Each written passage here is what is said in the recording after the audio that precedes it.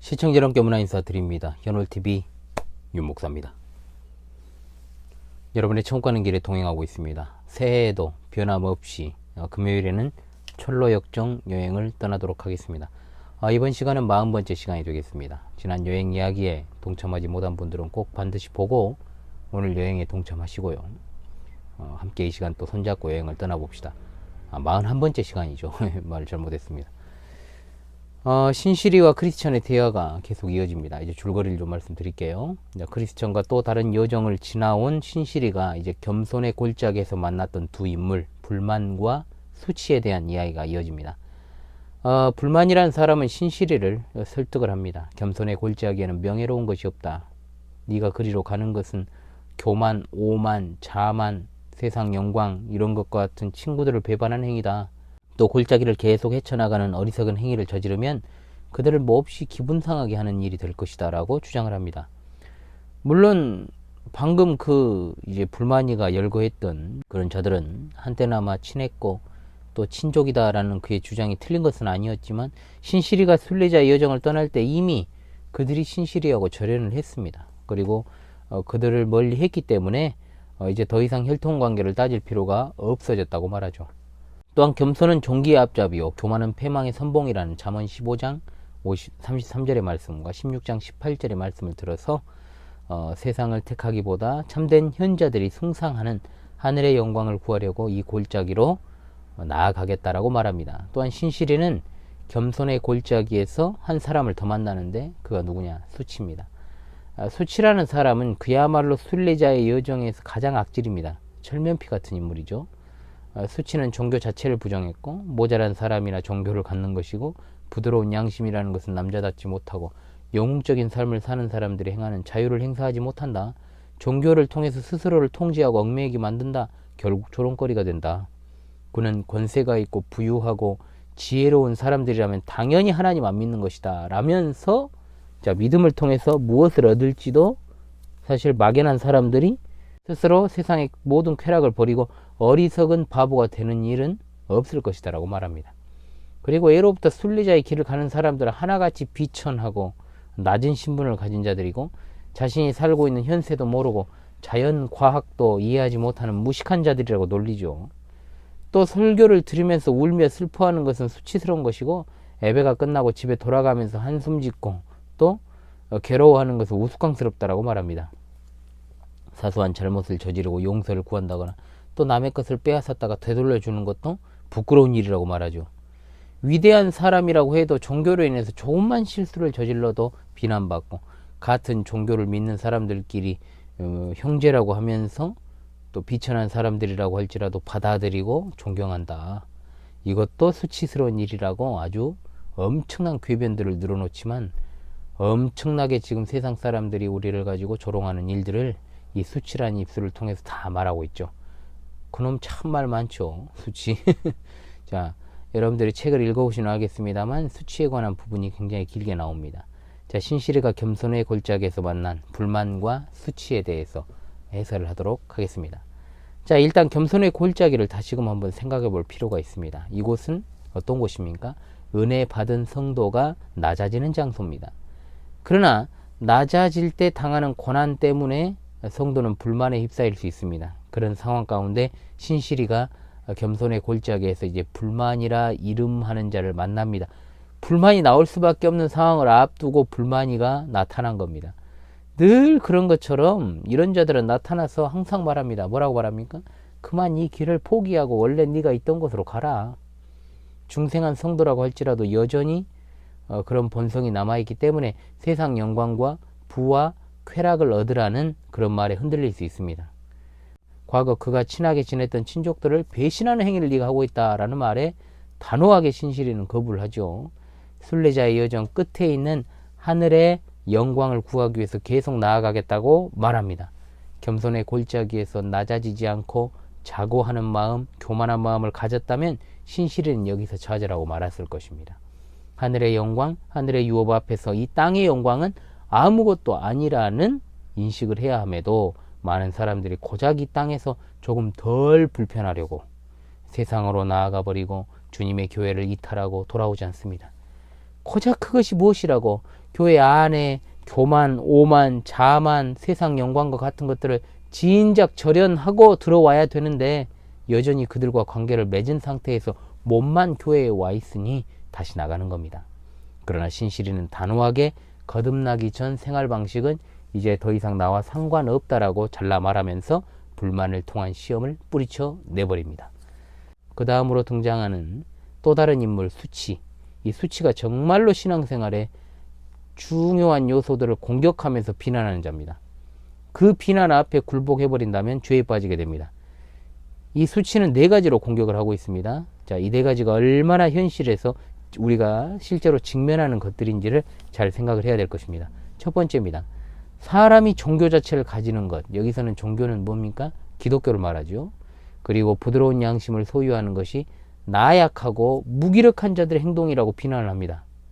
그리스도인들은 종교로 인해서 얽매이게 되므로 사회적으로 소외를 당한다고 주장을 하죠.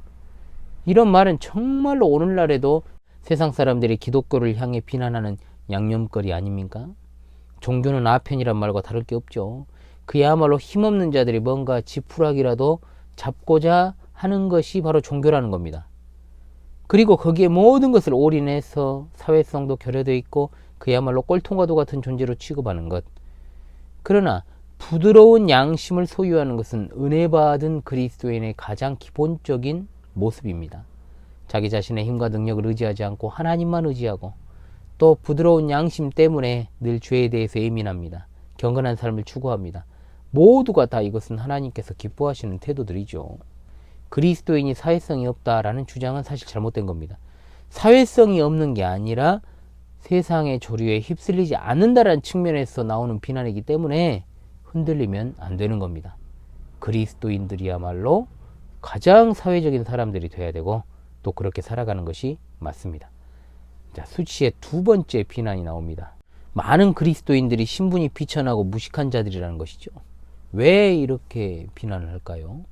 그것은 그들이 하나님의 선택하심의 기준을 잘 모르기 때문에 그렇습니다.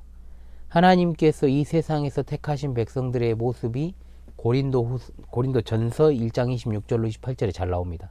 제가 한번 읽어보겠습니다. 형제들아 너희를 부르심을 보라. 육체를 따라 지혜로운 자가 많지 아니하며 능한 자가 많지 아니하며 문벌 좋은 자가 많지 아니하도다. 그러나 하나님께서 세상에 미련한 것들을 택하사 지혜 있는 자들을 부끄럽게 하려 하시고 세상에 약한 것들을 택하사 강한 것들을 부끄럽게 하려 하시며 하나님께서 세상에 천한 것들과 멸시받는 것들과 없는 것들을 택하사 있는 것들을 폐하려 하시나니 이는 아무 육체도 하나님 앞에서 자랑하지 못하게 하려 하심이라. 아멘. 한마디로 수치가 그리스도인들을 비난하는 것은 하나님을 향한 것입니다. 하나님의 택하심에 대한 인간의 교만을 그대로 드러내는 것이니까 그렇습니다. 세상에서 소위 잘 나간다라는 고관 대작이나 연예계 톱스타들이나 재벌들을 한번 보십시오. 그 가운데 여러분 제대로 된 그리스도인들을 본 적이 있습니까? 저는 본 적이 없습니다. 하나도 없다는 말은 아니지만 분명 하나님의 뜻은 인간의 교만을 꺾으시려는 의지이기 때문에 절대로 여러분 이런 비난에 우리가 위축될 필요가 없습니다.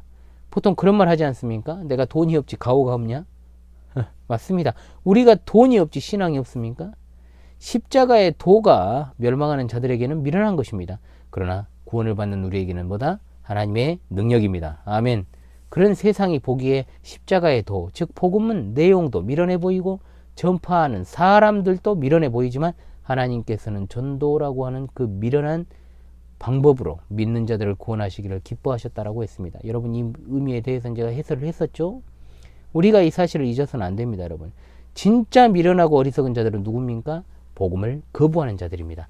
우리가 자랑해야 될 것은 무엇입니까? 오직 그리스도의 십자가 복음뿐입니다. 이것만 자랑해야 될 줄로 압니다. 자, 수치가 비난하는 세 번째가 나옵니다. 자, 뭡니까? 그리스도인들의 말씀을 듣는 태도를 지적하고 그들의 행동 양식을 지적합니다.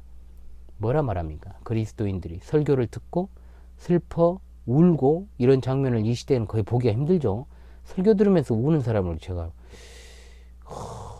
언제 봤는지 기억도 잘 안 나는데, 자 어찌됐든 예배가 끝난 후에 또 탄식하고 또 괴로워하고 거의 이런 장면은 없죠. 다 밥 먹기 바쁘죠.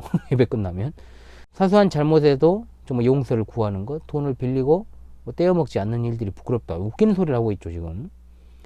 그러니까 모두 다 그리스도인 양심에 관련된 문제들입니다. 양심, 사람이 거듭나면 양심도 거듭납니다. 그렇지 않습니까? 거듭난 양심은 그전과는 다른 겁니다. 전에는 양심이 수북한 비양심의 털로 뒤덮여 있었다면 이제는 그냥 완전히 개방이 되어 있는 겁니다. 그래서 완전히 온전히 드러나 있기 때문에 죄에 대해서 슬퍼하고 또 질책을 받을 때마다 부끄러워하며 자기 자신을 탄식하게 되는 것이죠. 온전한 회개가 없이는 양심에 늘 가책을 받고 괴로움이 찾아올 수밖에 없습니다. 물론 이웃에게 잘못한 일에 대해서도 당연히 양심에 거리끼면 용서를 구해야 되고 용서가 제대로 이루어져야 자유함을 얻게 되는 것이니까요. 그리스도인이 되어가지고 남의 것을 빌리고 떼먹는다? 있을 수 없는 일이죠. 이거는 절대로. 일반인들도 안 하는 것을 그리스도인이 되어서 하면 되겠습니까? 그리스도인들은 비양심적인 행동을 사소한 것에서부터 큰 것에 이르기까지 하면 안 됩니다. 안 돼요. 절대. 몇 억 사기치는 것은 비난하면서 액수가 적다고 해서 한두 푼 떼먹는 것은 괜찮다는 생각? 그리스도인은 애시당초 그런 생각 버려야 됩니다. 그것이 여러분 한 번, 두 번 계속되면 어떻게 됩니까? 이제 양심이 마비가 됩니다. 양심이 마비가 되면 믿음에 있어서도 믿음을 상실하게 되는 거죠. 파선을 하게 됩니다. 믿음과 착한 양심을 가지는 것, 그것이 바로 그리스도인의 합당한 자세입니다. 이것은 절대로 부끄러워할 일이 아니고 그리스도의 신분증과 같은 것이기 때문에 우리는 언제나 불법과 편법이 난무한 세상에서 정말로 비양심적인 행동을 해서는 안 될 것입니다. 그리고 네 번째로 수치가 비난한 게 무엇입니까? 역시 신분과 관련된 겁니다. 신분, 사회적 지위를 말하죠.